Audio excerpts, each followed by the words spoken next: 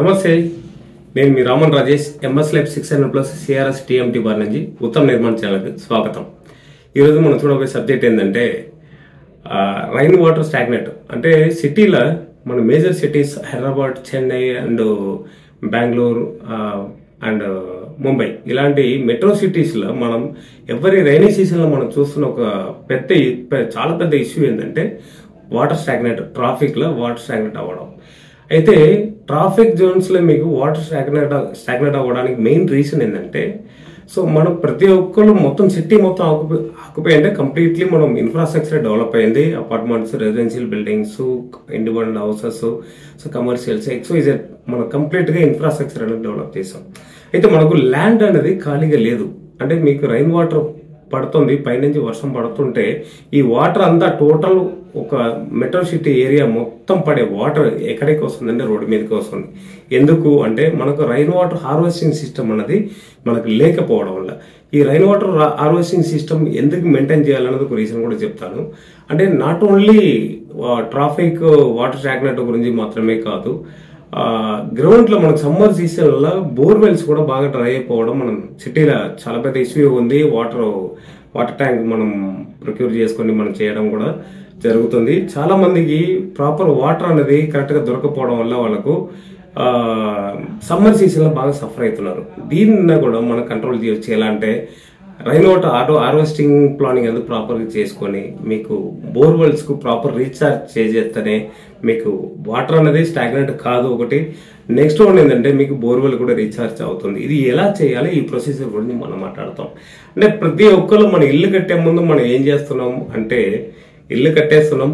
So complete గా మొత్తం ఎక్కడ పడితే అక్కడ ఫ్లోరింగ్ మొత్తం గ్రౌండ్ కూడా ఓపెన్ లేకుండా granites and flooring, parking tiles, X Y Z మొత్తం కంప్లీట్ గా చేసేస్తున్నాం. టెర్రస్ చాలా బాగా మనం వాటర్ ప్రూఫింగ్ చేసేసి నీట్ గా వాటర్ అంతా కిందకి వచ్చేటట్టు స్లోప్ ప్లాన్ చేసేస్తున్నాం. ఈ వాటర్ కంప్లీట్ గా మనం తీసుకొచ్చి మన భూమిలో హార్వెస్టింగ్ పెట్టాలన్న పాయింట్ మర్చిపోయి ప్రతి ఒక్కరు ఏంటంటే చిన్న నెగ్లిజెన్సీ, స్మాల్ కాస్ట్ అనేది వస్తుంది. టోటల్ ప్రాజెక్ట్ మీద 1%, 2% కాస్ట్ అనేది పెరగవచ్చు. బట్ ఇది ప్రాపర్ గా ప్రతి ఒక్కరు చేయడం వల్ల వాళ్ళకు వాటర్ ఇష్యూ అనేది కూడా సాల్వ్ అవుతుంది. అదే పీపుల్స్ రోడ్డు మీద పోతున్నప్పుడు ట్రాఫిక్ లో మీకు చాలా వెహికల్స్ అనేది డ్యామేజ్ అవ్వడం జరుగుతుంది. ట్రాఫిక్ లో మునిగిపోయి సో పీపుల్స్ కొంతమంది చనిపోతున్నారు. మాన్యువల్స్ అంతా ఓవర్ఫ్లో అవుతుంది. ఎందుకు మాన్యువల్స్ ఓవర్ఫ్లో అవుతుందంటే రైనీ సీజన్ లో కంప్లీట్ రోడ్డు మీద పడే వాటర్ అంటే ఇక్కడ మనకు రైన్ వాటర్ మనది కలెక్టింగ్ బిట్స్ అనేది ఎలా చేస్తారంటే జిహెచ్ఎంసీ, మున్సిపాలిటీ కూడా రోడ్ మీద వచ్చే వాటర్ కలెక్ట్ చేసి దాన్ని డ్రైన్లు కలపడం అనేది వాళ్ళ కాన్సెప్ట్. బట్ కంప్లీట్ గా టోటల్ సిటీలో ఉన్న వాటర్ అంతా బయటకు వస్తుంది అనే కాన్సెప్ట్ అయితే ఎవరికి ఉండదు కదా. సో ప్రతి ఒక్క గవర్నమెంట్ అప్రూవ్డ్ ప్లాన్స్ లో ఏముంటుంది, రైన్ వాటర్ హార్వెస్టింగ్ పిట్స్ అనేది మనం పెట్టాలని ఉంటుంది. కానీ మనం ఏం చేస్తున్నాం, ఆ పిట్స్ లో కలెక్టింగ్ కాకుండా ఆ వాటర్ తీసుకొచ్చి మోరీలో కలిపేస్తున్నాం. బయట సైడ్ మీకు ఏదైతే జిహెచ్ఎంసీ మోరీ ఉందో ఆ మోరీలు కలిపేస్తున్నాం. మోరీలు కలిపేసరికి ప్రతి వాటర్ వచ్చేసి మీకు అట్ అ టైంలో మీకు హెవీ రైన్ వచ్చినప్పుడు మీకు 1 సెంటీ 2 సెంటీలో ఏం కాదు, 300 సెంటీస్ కూడా వాటర్ పడుతుంది, సెంటీమీటర్ కూడా వాటర్ ఒక రైన్ పడుతుంది. ఇలాంటి సిచ్యువేషన్ లో మీకు వాటర్ అంతా మీకు పొంగుతుంది. కంప్లీట్ గా ఆ డ్రైన్ అనేది ఇన్సఫిషియెంట్ వల్ల మీకు వాటర్ పొంగడం స్టార్ట్ అవుతుంది. సో ఈ వాటర్ ఎక్కడికి పోతుంది, రోడ్డు మీద స్టాగ్నెట్ అవుతుంది. సో మనం ఎక్కడ జర్నీ చేయాలా, రోడ్డు మీద. సో ఈ రైనీ సీజన్ లో ప్రతి ఒక్కరికి ఈ ప్రాబ్లం రావడానికి మెయిన్ రీజన్ ఇది. ఇళ్ల మధ్యలో పోయి ఇదే వాటర్ మళ్ళీ ఓవర్ఫ్లో అయిపోయి ఇళ్ల మధ్యలో వెళ్తుంది. ఇళ్ల మధ్యలో ప్రతి ఒక్క ఇల్లు గ్రౌండ్ ఫ్లోర్ మునిగిపోవడం జరుగుతుంది. ఇది మెట్రో సిటీస్ లో, ఎస్పెషల్లీ చెన్నై మార్కెట్లో అయితే ఇది ప్రాబ్లం ఉంది. సో దీన్ని కంట్రోల్ చేయాలంటే మనం హార్వెస్టింగ్ పిట్స్ ప్రతి ఒక్క ఇంట్లో మినిమం 4 to 5 హార్వెస్టింగ్ పిట్ అనేది ప్లాన్ చేయండి. అంటే 4 ఎందుకు చెప్తున్నాం అంటే 4 కార్నర్ల 4 హార్వెస్టింగ్ పిట్ అనేది మనం చేయాలా.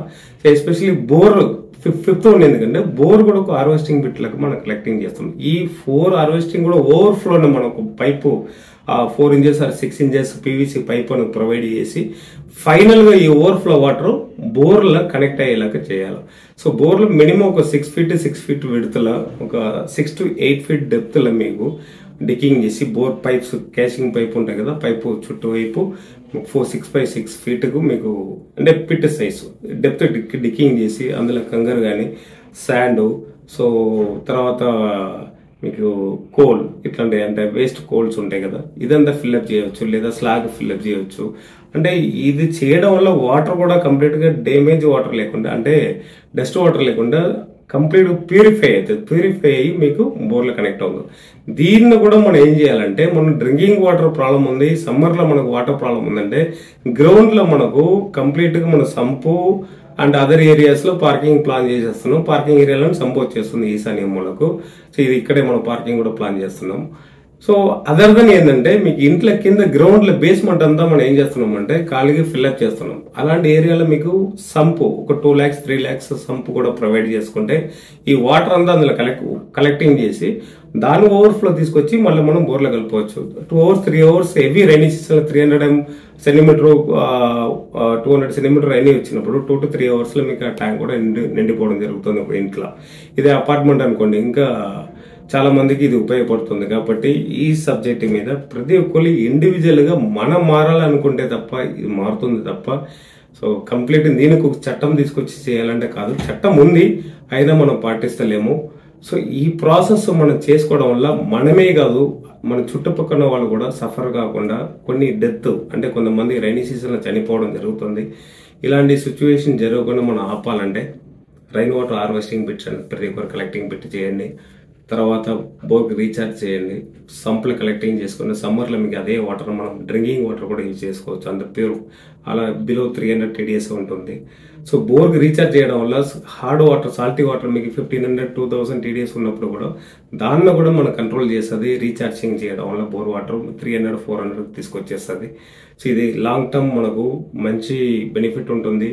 ఇది ఎకో ఫ్రెండ్లీ కూడా. కాస్ట్ అనేది పెద్ద ఇంపాక్ట్ కాదు కన్స్ట్రక్షన్ మీద. 1 to 2% అడిషనల్ కాస్ట్ మనం ఇన్వెస్ట్మెంట్ చేస్తే మనతో పాటు అందరూ బాగుంటారనేది మా ఇంటెన్షన్. చాలా మటుకు ఇది నేను చూసి ఉన్నాం కాబట్టి, ఇది ప్రతిరోజు మనం అందరూ చూస్తున్నాం కాబట్టి దీన్ని దయచేసి పాటించండి. Thank you.